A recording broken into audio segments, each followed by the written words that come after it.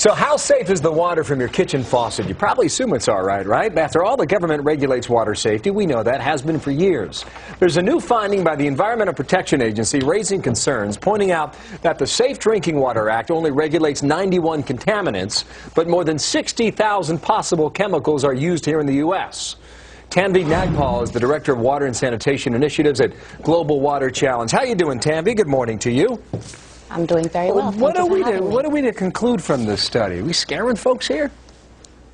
Well, I don't think we're scaring folks. I think we're finally admitting that the laws and policies that we have in place are not keeping pace with the science.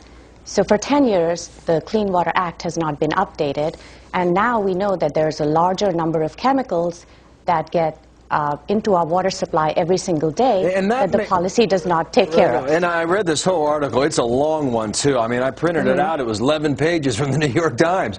You know how long it takes to read 11 pages from the New York Times? A long time. Here's what I want to know about. I mean, how much exposure does one need before they could be harmed or damaged? Do we know that?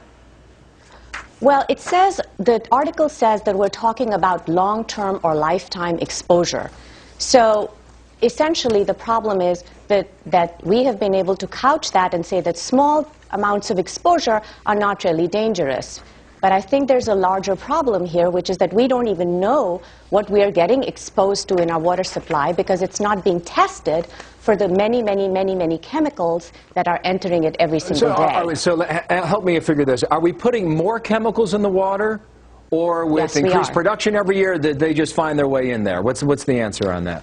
We're putting many more types of chemicals in the water, and I think that we're not actually testing for all those types of chemicals. Is there proof that it's harming us? Is it bad for our health? Can we conclude that? Yes.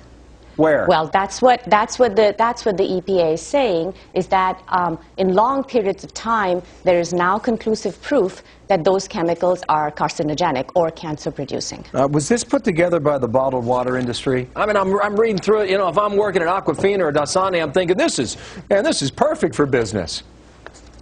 I don't know if it was put together by the bottled water industry. I can't imagine that it was. Well, New York City brags about the cleanest tap water in America. I'm sorry, I can't hear you anymore. No problem. You hear me now? A little bit. Okay. New York City brags about having the cleanest tap water in America, in the restaurants, in the apartment buildings. Are we to stop believing that now?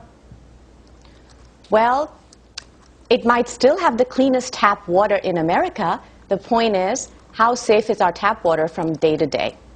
And I think that I'm happy to drink the tap water. I think that we need to be asking our policymakers some really tough questions, which is, very simply put, yes, we know that this tap water is legal. Is it healthy? Okay, thank you for coming in today. Appreciate it. Your point is quite simple. It's the Safe Drinking Water Act is out of date, and there's a lot more to look out for out there. And we shall see if that happens. Tanvi, thank you for your time. Out of Washington. You're most welcome. You got it. Allison, what do you have?